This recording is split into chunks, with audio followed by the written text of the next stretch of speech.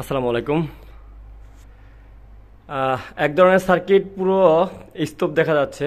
তো আমার এই ভিডিওটা মূলত কোনো শিক্ষামূলক না, তবে এটা মোটিভেট টাইপের হইতে পারে আপনার জন্য যদি আপনি এই কাজটা অথবা এই ডিপার্টমেন্টকে পছন্দ করেন। সো এই ভিডিওটা এই কারণে দেখবেন, এই মুহূর্তে আমার কাছে 10টার মতো মেবি 6 আর 4 10টার মতো বক্স দেখাচ্ছে একই রকম। আরও আমাদের হয়তো বা ফিটিং করা হয়নি 2টা, এটার জন্য বা 3টা, এটার জন্য যেটা হচ্ছে আমি পুরো স্টেপটা আর কি দেখাইতে পারলাম না। টোটাল আমার কাছে 15টা বা 14টা 12টা এরকম কার্ড আছে, যা মূলত আমি এখানে চ্যালেঞ্জ স্বরূপ নিয়েছিলাম। এবং আমি জানি এটা নিয়ে আগেও আমি 2টা ভিডিও বানাইছি, বাট এইটা বানানোর উদ্দেশ্য হলো প্রুফ।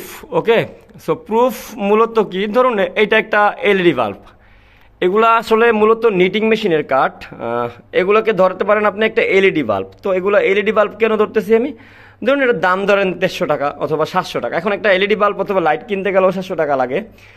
সো এইটা ভিডিও পুরোপুরি আপনার বেকার যিনি আছে তাকে উদ্দেশ্য করে বানানো, যিনি আসলে আপনার আশেপাশে বেকার আছে এবং অথবা আপনার সাথে ডিপার্টমেন্টে সেমভাবে স্টাডি বা কারিগরি শিক্ষা নিয়ে তিনি বেকার আছেন অথবা তিনি চাকরি পাচ্ছেন না, তিনি কি হতাশ হয়ে যাচ্ছেন, এদের জন্য মূলত এই ভিডিওটা। তো শেয়ার করে দিবেন এই কারণে যে আমি চাচ্ছি তারা দেখুক সে বেকার নাকি তার যেই সময়টা সেটা সে তৈরি করতে পারেনি। ওকে, সো এখানে ধরেন আপনি 700 টাকা দামের একটা লাইট, অবশ্য এই কাঠগুলোর দাম মিনিমাম 10 থেকে 15,000 টাকা।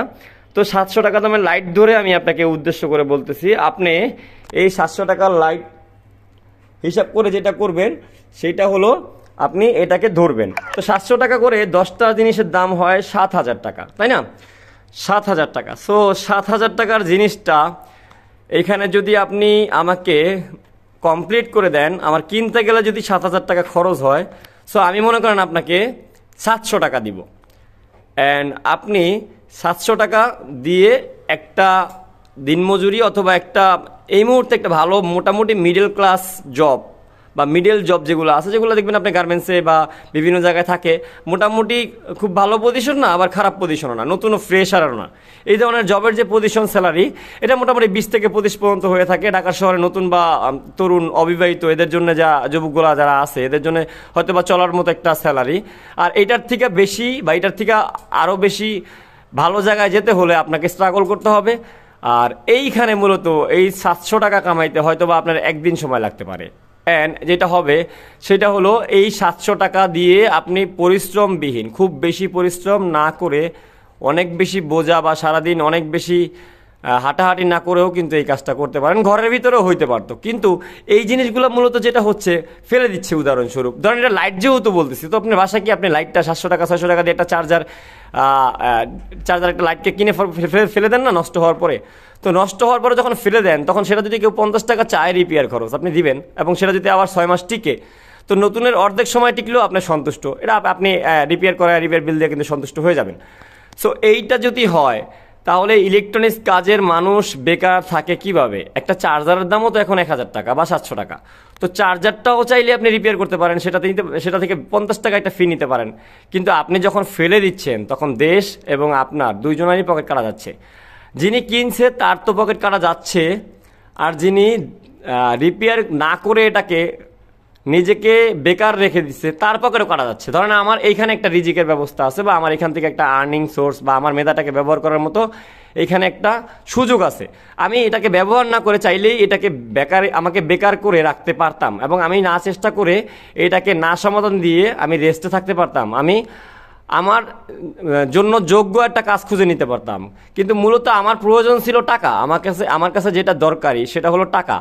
আমি মূলত টাকার কাছে আমার শ্রমকে দিচ্ছি অথবা মেধাকে দিচ্ছি, আর দিন শেষে আমি আবার টাকার গরম দেখাচ্ছি। ওকে, এইরকমটাই মূলত। সো এখানে টাকা যেহেতু আর্নিংয়ের একটা ব্যবস্থা আছে, তাহলে আপনি বেকার থাকেন কিভাবে? এই জিনিসগুলো যে কাস্টমার বা যে ভাই আমাকে দিছে, তাকে আমি যখন সে আমাকে মেসেজ করে এবং তাকে আমি বলি ভাই এটা রিপেয়ার পসিবল, দেন রিপেয়ার পসিবল যখন বলি, তিনি আমাকে এটার আইসি সম্পর্কে মনে হয় আমি আপনাদেরকে ডাটা দিছি আগে পরে। সো যেটা হচ্ছে এটা আরও অনেক পুরো বাংলাদেশে কিন্তু এভাবে সেম ওয়েতেই ফেলে দিচ্ছে, অথবা যেটা হচ্ছে চেঞ্জ করতেছে। তো চেঞ্জ করে এবার লাইট থেকে যেটা হচ্ছে আমরা এখানে একটা অ্যামাউন্টে চলে আসি, মিনিমাম $100 ধরতে পারেন। সো $100 যদি হয়, এখানে $1,000, $1,000 সমান কত জানেন? $1000 সমান ধরেন আপনার 1,25,000 থেকে 40,000 টাকা। সো এই টাকাটা কাস্টমস দিয়ে 40,000 টাকা 50,000 টাকা ধরতে পারেন 1 লক্ষ। এই 1.5 লক্ষ টাকা যদি আপনি একজনকে সেভ করে দিতে পারেন, ধরেন একজনের 1.5 লক্ষ টাকা পড়ে গেছে, হারায় গেছে, সো সে যদি আপনার এই টাকাটা পুরো পরবর্তীতে ফেরত পায় বা সে এটাকে উদ্ধার করতে পারে, সে আপনাকে উপহার হিসাবে তো 10% হলেও দিবে।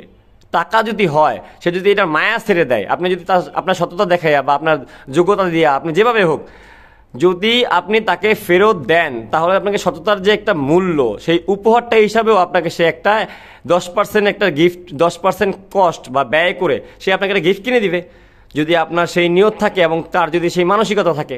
সো এটা বেশিরভাগ সময়ই হয়। যত খারাপ মানুষই হোক সৎ মানুষকে পছন্দ করে, যত খারাপ মানুষ হোক তিনি কর্ম এবং কর্মমুঠো মানুষকে পছন্দ করে। সো এই ক্ষেত্রে আপনি দেখেন, এখানে আমি একটা কোম্পানির যদি এই অ্যামাউন্টটা সেভ করে দেই, আমাকে কত টাকা দেওয়া উচিত তার? ধরেন সে আমাকে 10%, 20%, 30%, 40% দিতে পারে, তাই না? কারণ 40% দেওয়ার পরেও কিন্তু তার আরও 40% না, আরও 60% পর্যন্ত সেফ থাকে। এবং এই 60% সেফ শুধুমাত্র তার না, দেশেরও থাকে। আমারও জন্য আমাকে যে 40% দিচ্ছে সেটাও দেশে থাকতেছে। তার মানে আপনি দেখেন পুরো এই $1000 দেশে থাকতেছে, হয়তো 2 হাত হচ্ছে, তাই না? কিন্তু যদি আপনি অযোগ্য থাকেন এবং আপনি রিপেয়ারটা না করেন, বা আপনি যদি এটাকে ফেলে দিতে সুযোগ করে দেন, বা আপনি যদি এটা জেনেও না করেন, অথবা এমন যদি হয় আপনি এটা জানার জন্য চেষ্টা না করেন, তাহলে কিন্তু এটা ওয়ান টাইম হিসাবে ব্যবহার হচ্ছে এবং এটা লাখো পার্টস থাকা অবস্থায়ও একটা পার্টসের জন্য এটা নষ্ট হয়ে যাচ্ছে। আর ইন্ডাস্ট্রি মূলত ওরা বড় বিগ বাজেট নিয়ে একটা প্রজেক্ট করে, তো সেখানে আপনার এই একটা ডিভাইস যদি নতুন প্রয়োজন হয় আর যদি তিনি এটা সমাধান না পায়, সেটা নিতে নতুন কিনতে বাধ্য থাকে। তো এই দায়িত্বটা মূলত কার? আপনার, আমার। সো আপনি এই একটা ট্রেনিং যদি 15,000 টাকা দিয়ে করেন, মাসে যদি আপনি এই 10টা সার্কিট রিপেয়ার করেন অথবা 50টা লাইট রিপেয়ার করেন, সেটা হোক মেয়ে অথবা ছেলে, আপনার এই ট্রেনিং ফিস ডাবল আর্নিং পসিবল।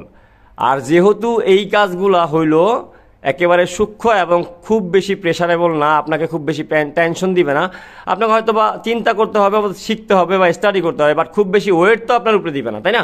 সো এই ক্ষেত্রে দেখা যায় আপনি এটা ঘরে বসেই করতে পারেন, অথবা আপনি চাইলে ট্রেনিংয়ের মাধ্যমে একটা ছোট্ট জায়গা নিয়ে আপনি একটা প্রতিষ্ঠান শুরু করতে পারেন। কিন্তু দিন শেষে দেখবেন যে আপনি অন্য যে কাজগুলো আছে সেগুলো থেকে অনেক ভালো আছেন। ভাই, এটা তো টেক, এটা প্রযুক্তি। এখানে আপনি 2 টাকার একটা রেজিস্টার দিয়েও 200 টাকা বিল করলে কেউ আপনাকে ডাকাত বলবে না। যদি বলে সে বলতে পারে, তার মতো করে বলতে পারে, বাট বিবেক অথবা সমাজ, সোসাইটি বলেন, তারা জানে ইঞ্জিনিয়ারিং একটা সেবা মূলত কীভাবে এটা মূল্য নিয়ে থাকে।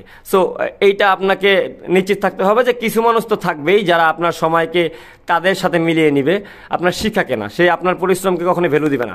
তো আমার কথা হলো, এইখান থেকে যদি আমি 40% নিই, তাহলে ধরেন 40,000 টাকা হয়। সো 40,000 টাকা আপনি 1 মাস গাদার মতো খেটেও কিন্তু আর্নিং করতে কষ্ট হয়ে যাবে ইন্ডাস্ট্রির থেকে। কারণ ইন্ডাস্ট্রি আপনার শ্রম এবং কি নিবে, আপনার সময়টাকে নিবে, নিয়ে সে আপনাকে আপনার মতো করে একটা পারিশ্রমিক দিবে।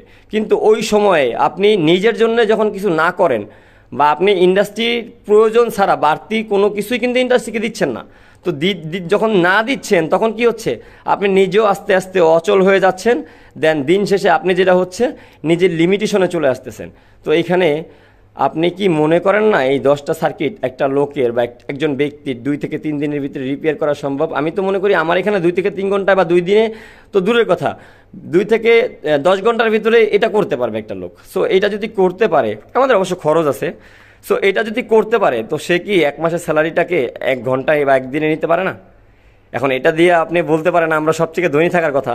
হ্যাঁ, আমরা আমাদের খরচ এবং আমাদের বাকি ডিটেলসগুলো, আমাদের যে সময়টা নষ্ট হয় বা আমাদের শেখার জন্য যে প্রয়োজনীয় টুলস প্রয়োজন পড়ে বা আমাদের যে খরচটা পড়ে শেখার জন্য, সেটা দিন শেষে দেখবেন যে আপনি, হ্যাঁ, আমাদেরও একটা অ্যাভারেজ থাকে বা অ্যাভারেজ ভালো থাকি, আমরা সবার মতো করেই ভালো থাকতে পারি।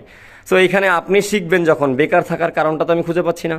আপনি একদিন চেষ্টা করে দেখছেন কি এরকম একটা সার্কিট নিয়ে, একটা এনার্জি বাল্ব নিয়ে, যে আমি দেখি না এটা রিপেয়ার করে আপনি ফ্যামিলির থেকেই যদি চান আপনাকে 50 টাকা দিবে, 700 টাকার লাইটটা যদি আপনি বাঁচিয়ে দিতে পারেন, এটা গ্যারান্টি।